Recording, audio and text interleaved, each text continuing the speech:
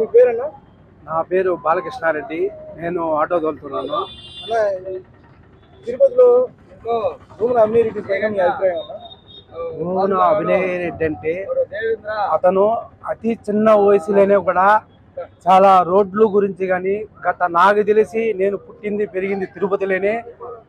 ఎక్కడో ఎందుకు తిరుపతి మారుతి నగర్ కొర్లగుంట రోడ్డు నేను చిన్నప్పటి నుంచి పాలాపారం చేశాను, చాలా పనులు చేశాను. అప్పటి నుంచి కూడా ఆ రోడ్డుకి చెయ్యి పెట్టిన అనర్హుడు ఎవడూ లేడు.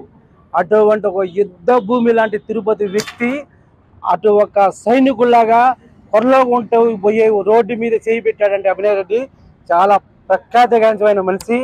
భారతీయ తెలుగు బిడ్డను ఖచ్చితంగా చెప్పచ్చు. ఒకటి ఇది వరకైతే నాకు తెలిసి, ఇప్పుడు నాది 47 ఏజ్, ఇది వరకు తిరుపతిలో మార్పడీలు రోడ్లు గీడ్లు అన్నీ చెప్తూనే ఉన్నారు.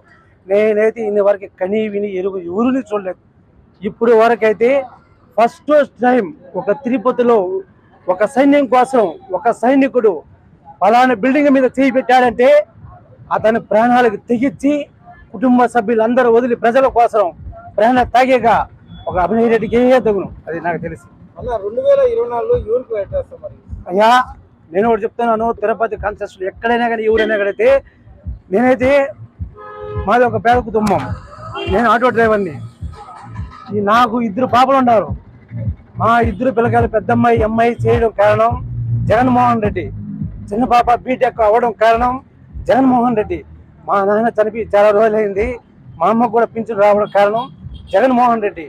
మాకు ఒక టైలరింగ్ కానీ ఒక ఆటో డ్రైవరు, నేను బాడీగార్డులో దోరుతా ఉన్నా.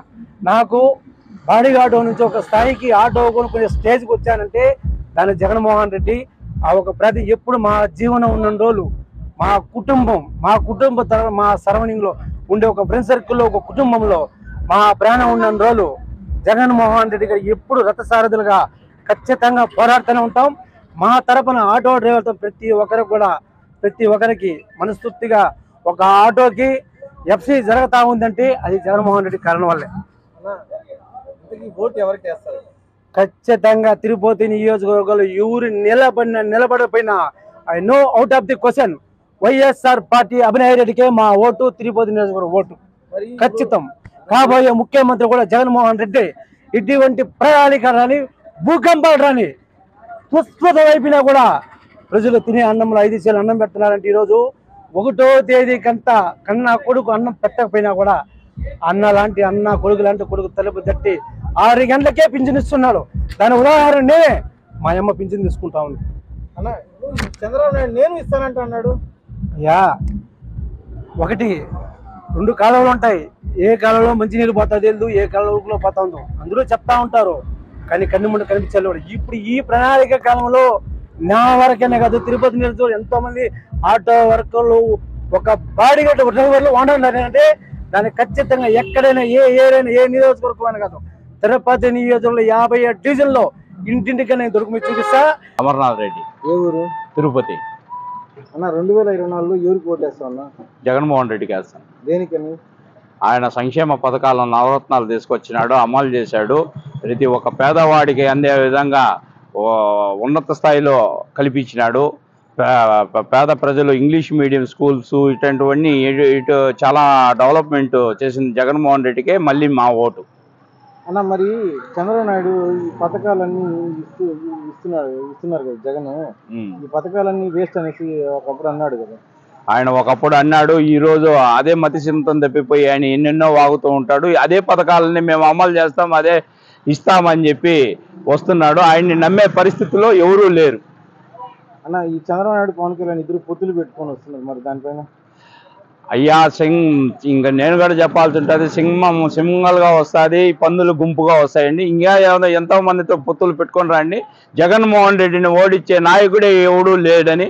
అన్న తిరుపతిలో భూమన అభినయరెడ్డి పైన మీ అభిప్రాయం?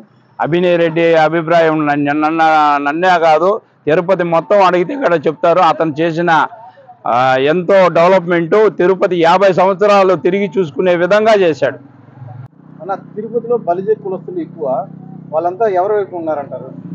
కేవలం మన అభినయరెడ్డి చేసినటువంటి డెవలప్మెంటు మెట్రో సిటీగా చేస్తున్నాడు.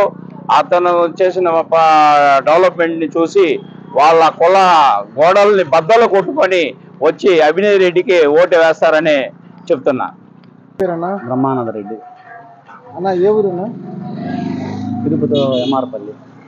అన్న, 2024లో ఎవరికి ఓటు వేస్తారన్నా? జగన్మోహన్ రెడ్డికి వేస్తాము, గెలిపించుకుంటాము. దేనికని?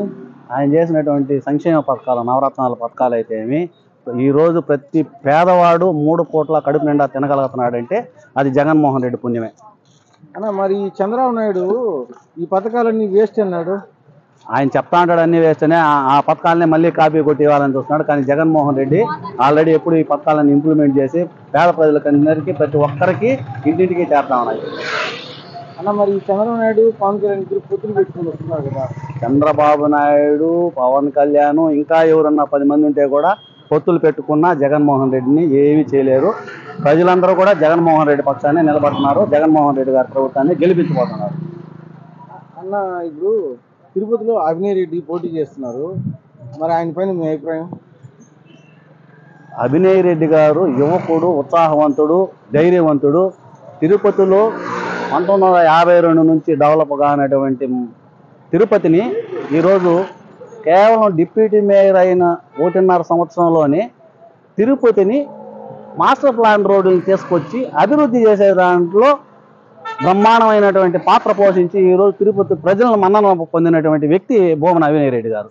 అన్న, మరి ఇక్కడ బలిజ కులస్తులు ఎక్కువ, వాళ్ళంతా కూడా కులానికి నిలబడతారా, లేదంటే అభినయ్ రెడ్డి వైపు నిలబడతారా? ఇక్కడ కులాలు, మతాలు, బల్యోలు, గిల్యోలు ఏం లేదు. ఈ కులాలను కూడా బద్దలు కొట్టుకొని అభినయ్ రెడ్డి గెలవబోతున్నారు. అన్ని కులాలు కూడా అభినయ్ రెడ్డి గారికి సపోర్ట్ చేస్తున్నారు. జగన్మోహన్ రెడ్డి గారు ప్రభుత్వాన్ని ఆశీర్వదించబోతున్నారు. అభినయ్ రెడ్డి గారు తిరుపతిలో గెలవబోతున్నారు.